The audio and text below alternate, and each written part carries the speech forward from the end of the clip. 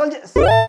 நம்ம டிஎன்ஏ பார்த்தீங்க அப்படின்னா நம்ம ஆக்டிங்லாம் இல்லை, நம்ம நானே டைரக்ட் பண்ணுறேன் அப்படின்ட்டு ஏகப்பட்ட பல காவியங்களையும் ஓவியங்களையும் வந்து உருவாக்கி இருப்பார். சில ஆண்டுகளுக்கு முன்னாடி தான் ராயன் அப்படின்ட்டு ஊரெல்லாம் அந்த படம் கிளைமேக்ஸில் வர குழந்தைய கொடுத்த மாதிரி இந்த படம் வேணா எடுத்துக்க அப்படின்ட்டு எல்லாம் சொல்லி இருப்பாங்க. அந்த படத்தை தலைவன் பார்த்துருவான் போல. இன்னும் அந்த படத்தில் கொஞ்சம் வைலன்ஸ் அதிகமாகி போயிடுச்சு, வைலன்ஸை கம்மி பண்ணுவோம், அகிம்சையாக போட்டு தான் தலைவன் வந்து இட்லி கடை எடுத்துருக்க. அப்படி உண்மையாக அந்த படத்தில் வந்து படமாக பார்த்தீங்க அப்படின்னா ஒரு ஃபீல் குட்டாக ஓகே பட் அதில் வந்து சில கருத்துக்கள்லாம் வந்து ஒரு வித்தியாசமான காமெடியாக இருந்திருக்கு. ஓகே ஸோ அதான் என்ன ஏதுன்றத சும்மா ரேண்டா பார்க்க போகிறோம். ரோஸ்ட் ரேண்டா வந்து கலாய்ச்சியே பார்க்க போகிறோம். ஜாலியாக ரோஸ்ட் தான் சும்மா ஊருக்கு மாதிரி. ஆக்சுவலி இந்த படம் நல்லா தான் இருந்துச்சு, ஃபீல் குட்டாக இருந்துச்சு. வெளியூரில் இருக்கிற யாராச்சும் பார்த்தாங்கன்னா அவங்களோட சொந்த வேலையே வேணாம் விட்டுட்டு வீட்டுக்கு போயிடலான்ற அளவுக்கு கிராமத்து சூழ்நிலையை ரொம்ப நல்லா காமிச்சிருந்தார். நிறைய நேச்சுரல் சீனரிஸ்லாம் கேப்சர் பண்ணிருக்காங்களா. சோத்து என்ன பண்ணுவாங்க, கிராமம் சோத்துக்கு என்ன பண்ணுவேன், ஐஃபோன் வாங்கியிருக்கே. ஓகே அடுத்த ஐஃபோன் வாங்குறதுக்கு காசு எங்கே ஒரு இட்லி கலந்து வருவா. அதான் ஐஃபோன் வாங்கியாச்சுல்ல, அடுத்த வருஷம் இது வந்து அப்படியே தரமாட்டேனே. பழைய வருஷம் புது வருஷம் வந்துச்சுதான். தேவையில்லாத கண்டென்ட். ஓகே லைக் பண்ணுங்க, யாரெல்லாம் வந்து சப்ஸ்கிரைப் பண்ணீங்க. ஓராசில போயிடலாம். நான் கந்தசாமி, இந்த ஷோ கலாய் கந்தசாமி. படத்தில் பார்த்தீங்க அப்படின்னா நம்ம ராஜ்கர் தான் ஃபர்ஸ்ட் காமிச்சிருப்பாங்க. தலைவன் முன்னொரு காலத்தில் ஓகேவா ஒத்த பனைமரத்துக்கல்ல அடிச்சு விட்டு ஒக்காடி செங்கிலே விரிச்சிரு அப்படின்ட்டு வீரமா தெரிஞ்சுட்டு இருந்த மனுஷனை கூப்பிட்டு வந்து மாவாட்ட விட்டுருப்பாங்க இந்த படத்துல. எப்படி இந்த மனுஷன் எப்படி ஆயிட்டாரு பாத்தியா. அப்புறம் இந்த படத்துல ஒரு முக்கியமான சுவாரஸ்யமான ஒரு கேரக்டர் யாருன்னா வில்லன் கேரக்டர் தான். இந்த படத்துல வில்லன் யாரும் தெரியுமா? சமுத்திரகாடே. நீ சொல்லு. அருண் விஜயும் சத்யராஜ். நோ பாஸ் பார்த்திபன் அவர்லாம் கிடையாதுயா. அப்ப யாரும் இல்ல, நம்ம ராஜ்கிரண் தான் தி சைலண்ட் வில்லன். அவர் தான் மெயின் வில்லன். எம்பாட்டன் சாமி வரும். என்ன அப்படின்னா படத்துல ஸ்டார்டிங்ல வந்து தலைவன் வந்து ஒரு இட்லி கடை போட்டிருப்பேன். அப்படி என்ன இருக்குன்னா நம்ம தனுஷுக்கு வந்து படிச்சு வந்து பெரிய ஆகணும், கிராமத்துல இருந்தா எப்படி நம்மளும் முன்னேறணும், காரு பங்கெல்லாம் வாங்கணும் பிளான் போட. அப்படி ஆனா அப்பா ஸ்டோரி அதெல்லாம் வந்து மேம்பட்ட வாழ்க்கைலாம் கிடையாதுப்பா. காத்து, இயற்கை, சந்தோஷமான குடும்பம், இதுக்கு மேல என்ன? இதை விட வேற என்ன வேணும்? ஆவின் பசுமாட்டுப்பா. இது தலைவன் வந்து ஆவின் பால் விளம்பரம் மாதிரி டேலாக் பேசியிருப்பாரு. நாங்களே தனுஷா இருந்தா இதான் கேட்டிருப்பேன். எங்க நாளா போயஸ் கார்டன்ல வீடு வாங்க கூடாதா? தலைவன் பார்த்தீங்கன்னா நிஜமா ஆசைப்பட்ட மாதிரியே வந்து ஊருக்கு போயிடுவார். ஊருக்கு போய் செட் ஆகிடும். அப்படி என்னன்னா அதுக்கு முன்னாடி வந்து தலைவன் சொல்லியிருப்பாரு, அப்பா வந்து கஷ்டப்பட்டு மாவாட்டுறாரு, அப்பாவோட கைவலி குறைப்போம் அப்படின்னு என்ன பண்ணிருப்பாரு, கிரைண்டர் வாங்க பிளான் பண்ணிருப்பா. அப்படி ப்ரொடக்ஷன் இன்க்ரீஸ் பண்ணலாம் அப்படின்ட்டு. சரி ஓகே மாவு அரைக்கும்பா வாங்கிக்கலாம்ப்பா அப்படின்னு சொல்லுவா. அப்படி கிரைண்டர் மிக்சியும் சட்னி அரைக்கிறதுக்கு மிக்சி, இது அரைக்கிறதுக்கு கிரைண்டர் வாங்கிக்கலாம் அப்படின்ட்டு. இந்த பூமர் அப்பா என்ன பண்ணிருப்பா. அப்படி அதெல்லாம் இல்லப்பா, இட்லி டேஸ்டே வரலப்பா, நான் மூக்கணும்னு கையில விட்டு அரைச்சாதா அந்த டேஸ்ட் வருப்பா அப்படின்ட்டு அந்த ஆஃபர் இக்னோர் பண்ணிருப்பாரு இந்த பூமர் தந்தை. நான் கையில ஊட்டுற மாதிரி வருமா பண்ணுவீங்க? அது கை பக்குவம். ஒருத்தர் சமைச்சா ஒவ்வொரு டேஸ்ட் வரும். அவரோட கை பக்குவம் அதுல வரலன்ட்டு அவர் ஃபீல் பண்றாரு. சரி ஓகே ஒரு வாட்டி ஓகே விட்டுருங்க. அடுத்து என்ன பண்ணிருப்பேன் அப்படி. சரி ஓகே நம்ம அடுத்து முன்னேறோம்னா இன்னும் ஹோட்டல் சரியான பிஸ்னஸ் தான். ஓகேவா ஹோட்டலு, ட்ரெஸ்ஸு, டெக்னாலஜி கூட வந்து காலம் போல தானா அழிஞ்ச டெக்னாலஜி தான். பட் இந்த மாதிரி மனுஷனுக்கு அடிப்படையாக அத்தியாவசியம் போல அழியாது. ஓகேவா சரி முன்னேற்றலாம் என்ன பண்ணிருப்பாரு, பிரான்சைசி போடலாம். சிவனேஸ்வர் இட்லி கடை மாதிரி அங்கே ஒரு சிவனேஸ்வர் இட்லி கடை பக்கத்து தெரு ஏத்து தெரு அடுத்த தெரு அப்படின்ற மாதிரி கருப்பட்டி காபி மாதிரி கருப்பட்டி இட்லி அப்படின்னு போலாம் இருந்தாலும் பட்டுருப்பா. பட் இங்கே அந்த பூமத்தை என்ன பண்ணிப்பாரு அப்படின்னா அதெல்லாம் முடியாதுப்பா, என்னால எல்லா காட்டுக்கும் போய் வந்துச்சு மாவாட்ட முடியாதுப்பா அப்படின்னு இருப்பாரு. நீ ஏன் மாட்டினா சொல்லி கொடுத்தா அவன் பண்ணுவாங்க கேட்டா சிவனேச்சன் இட்லின்னா சிவனேச்சனே செஞ்சாதான் வந்து மக்களுக்கு டேஸ்ட் வரும். எப்படி KFC கடை இருக்குது, எல்லா கடையிலையும் உட்காந்து தாத்தா உட்காந்து செஞ்சுட்டு இருக்காரு. இது KFC நாம வருதுங்க, எனக்கு பேட்டி சொல்றேன் KFC. ஓகே நிஜமா KFC ஓனர் படத்துல இருக்காரு. KFC ஓனரா? ஆமா நானும் தான் கூட சேர்ந்து படத்தை பார்த்தேன். அது எப்படி என் கண்ணுக்கு தெரியாததுலாம் உங்களுக்கு தெரியுது? 9 கோள்களும் உச்சப்பட்ட ஒரு நாள் மட்டும்தான் சத்யராஜ் முகத்தில் KFC ஓனரை காணலாம். ஐயா KFC ஐயா ஐயா வைகோ ஐயா. உண்மையா வந்து நான் சொல்ல இது படத்துல அப்படிதான் வச்சிருக்காரு. KFC மாதிரி இது கம்பெனி பேரு AFC SFC வச்சிருக்கலாம்ல, சத்யராஜ் ஃப்ரைடு சிக்கன். அது அஸ்வின் ஃப்ரைட் சிக்கன். அஸ்வினா?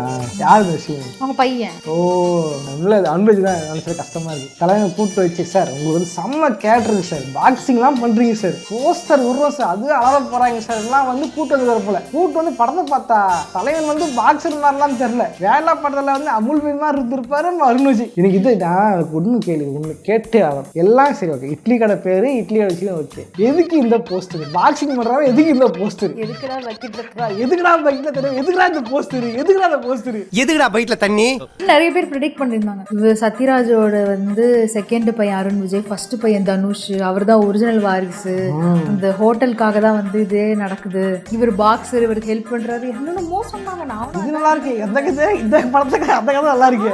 இதுவான படம் சொன்னா வந்து எல்லா இட்லியும் வந்து கார்போஹைட்ரேட் தான் இருக்கும், ஆனால் தனுஷ் இட்லி தான் வந்து புரோட்டீன் இருக்கும், இட்லியில புரோட்டீன் வித்து அது மூலியமா வந்து பாக்ஸ்ல ஜெயிக்கிறாரு அப்படிலாம் கதை வச்சுட்டானுங்க. யாரும் செய்யுங்க வேணாங்கல்ல, ஆனா ட்ரில் எல்லாம் போடாதீங்கடா. கேட்கவே காமெடியா இருக்குல்ல.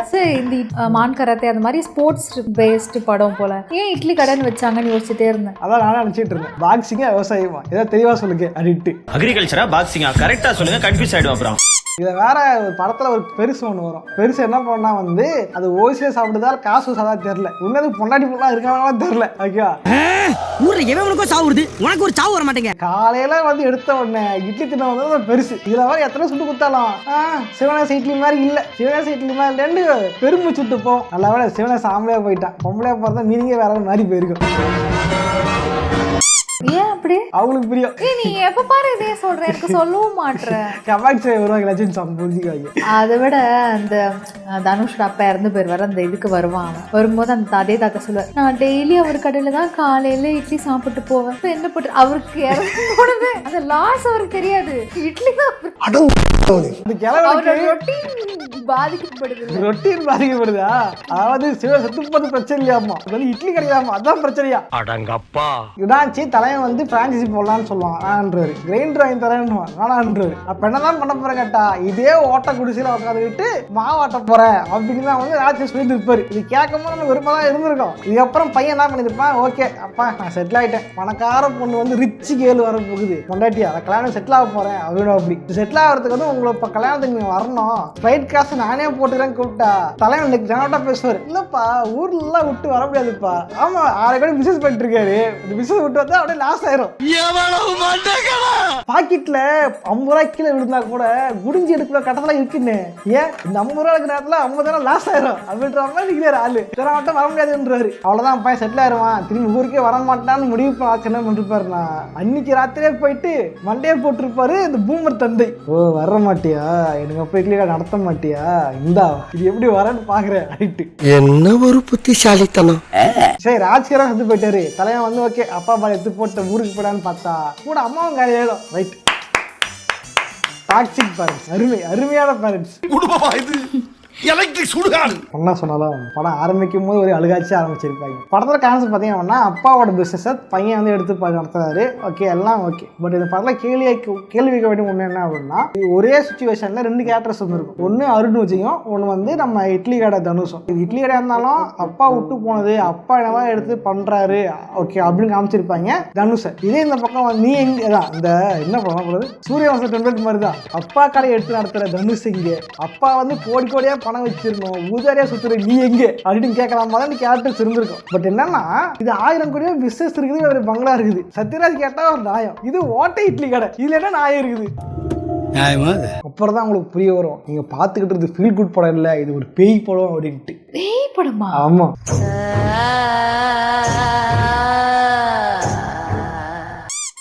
தலைவன் வந்து இட்லி சுடுவார், இட்லி சுடுவாரு, கடைசியில் வந்து இட்லி நல்லா இல்லைன்ட்டு அவன் பக்கத்துல போட்டா கடைக்கு போயிடுவான். கேட்டா வந்து மாவு அரைக்கிற அந்த நேக்கு வேணுமா அப்படின்னு வாங்கி, சரி ஒரு இட்லியாவது நல்லா இருக்கும் காசு கொடுத்தலாம்னு ஒன்னா சாப்பிட்டேன், 54 இட்லி நல்லா இல்லைண்ணே.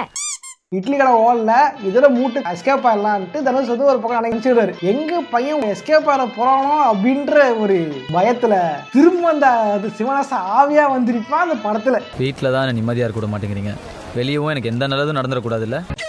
படத்துல வந்து ரொம்ப பிடிச்ச இன்னொரு கேரக்டர் யாருன்னா, ஒன்று வந்து கண்டுக்குட்டி நல்லா க்யூட்டாக அழகாக இருந்துச்சு. நாய் மட்டும் தான் க்யூட்டாக காட்டிங்களா, நான் கண்ணுக்குட்டியும் காட்டுவேன்ட்டு உள்ள தனுஷ் வந்து கண்ணுட்டி அழகாக காமிச்சிருக்காரு. பட்டையெல்லாம் போட்டு சூப்பராக இருந்திருக்கும். இன்னொன்று வந்து நம்ம தலைவன் சமுத்திரக்கனி தான். கவுண்டராக தலை வந்து இந்த வச்சுக்கிட்டு கவுண்டர் வந்து பக்கம் அடிக்கிருப்பாரு.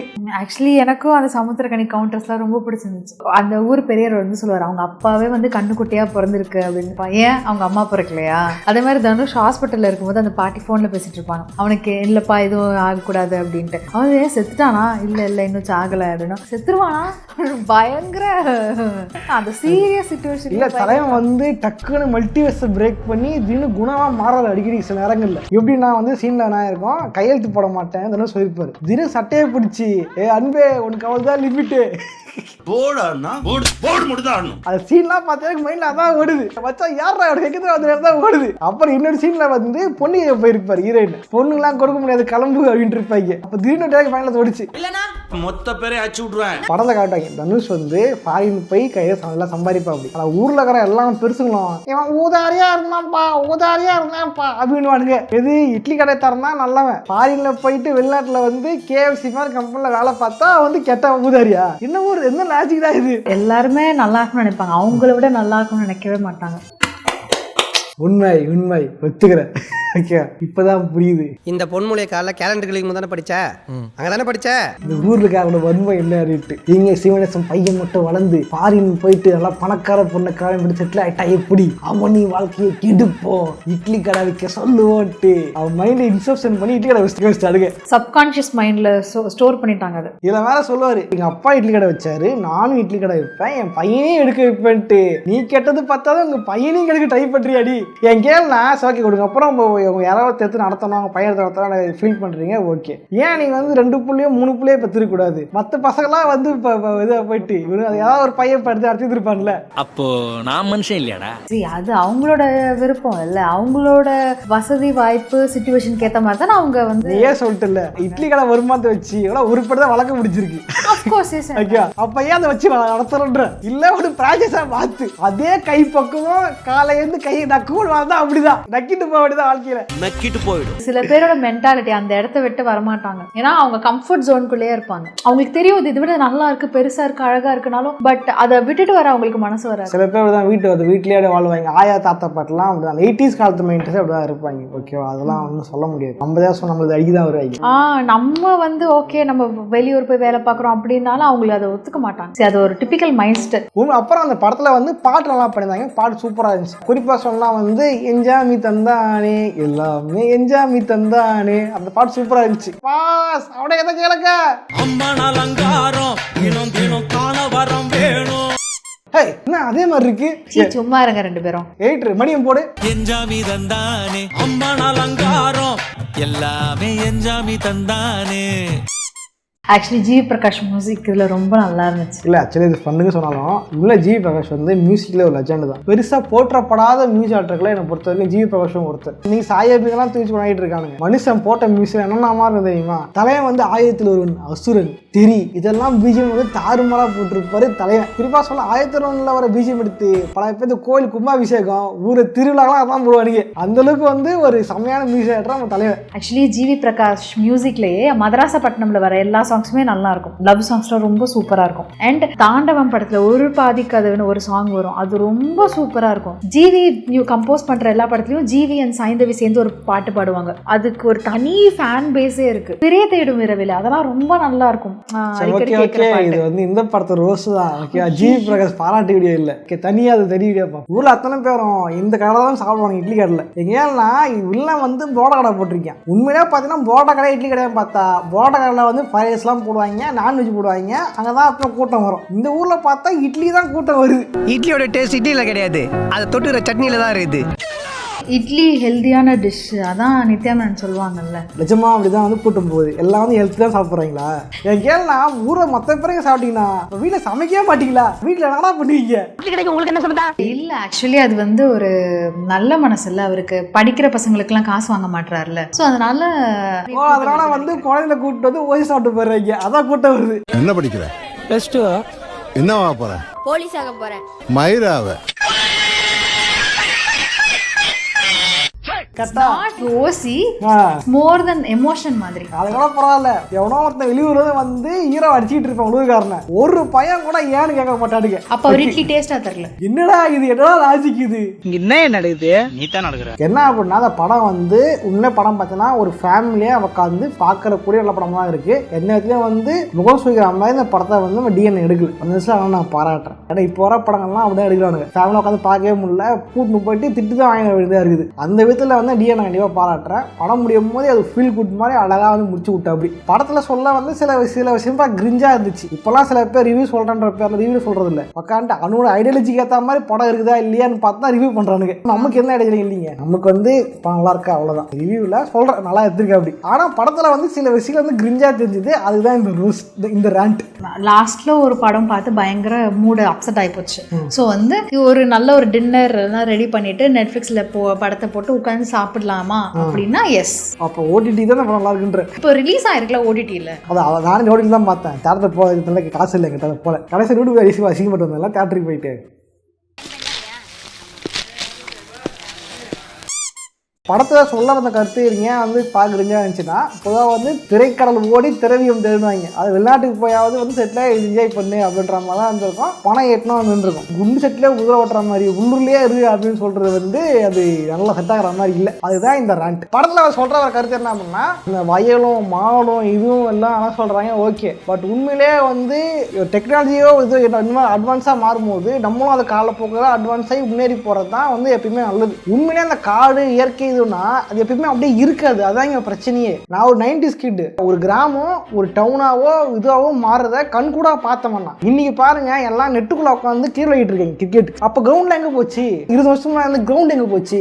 எல்லாம் வீடு கட்டிங்க அவ்வளவுதான். அதனால ஒன்றும் மாற்ற முடியாது. காலம் மாறும்போது நம்மளும் மாறணும். அந்த மாற்றம் ஒரு முன்னேற்றமா இருக்கணும். இட்லி எல்லாம் உட்காந்துட்டு மாசம் 10,000 வந்தா போதும் 5,000 வந்தா போதுட்டு இந்த கட்டையில போற கிழவங்களுக்கு ஆகி கொட்டி வாழ்றது வந்து வாழ்க்கை அல்ல. சில பேருக்கு செட் ஆகும், சில பேருக்கு செட் ஆகாது. சில பேர் நிறைய விஷயம் எக்ஸ்ப்ளோர் பண்ணணும், இன்னும் மேலே போகணும் அப்படின்னு நினைப்பாங்க. அது க்ரோத் மைண்ட் செட். பட் சில பேர் இதுதான் நம்ம வாழ்க்கைன்னு அவங்களே ஃபிக்ஸ் பண்ணிப்பாங்க. அது ஃபிக்ஸட் மைண்ட் செட். அது அவங்க விருப்பம். நம்ம குறைதான் சொல்ல முடியாது. சரி ஒன்றும் எதுவும் சொல்லீங்க. ஓகே ஜாலியாக நிறைய ஃபன்னாக இருக்குன்னு நினைக்கிறேன். ஓகே அதுதான் இந்த வீடியோ எடுத்தது. வீடியோ பற்றி லைக் பண்ணி ஷேர் பண்ணுங்க. அடுத்த வாரம் என்ன படம் ரோஸ் போடலான்றதை கமெண்ட் பண்ணுங்க. நம்ம ரோஸ் பண்ணலாம். ஓகே அப்புறம் வாட்டர் கட்டிங்க வாட்டர் போட ட்ரை பண்ணுறேன். போன வீடியோக்கே வந்து அது இது டிமானிஸ் பண்ணிட்டாங்க. வீடியோ சட்டையை எடுத்து காமிச்சதுக்கு கணக்கு கொடுவே. ஓகே இதே மாதிரியான இன்னொரு சோழ சந்திக்கிறேன். போடுறேன். பாய்.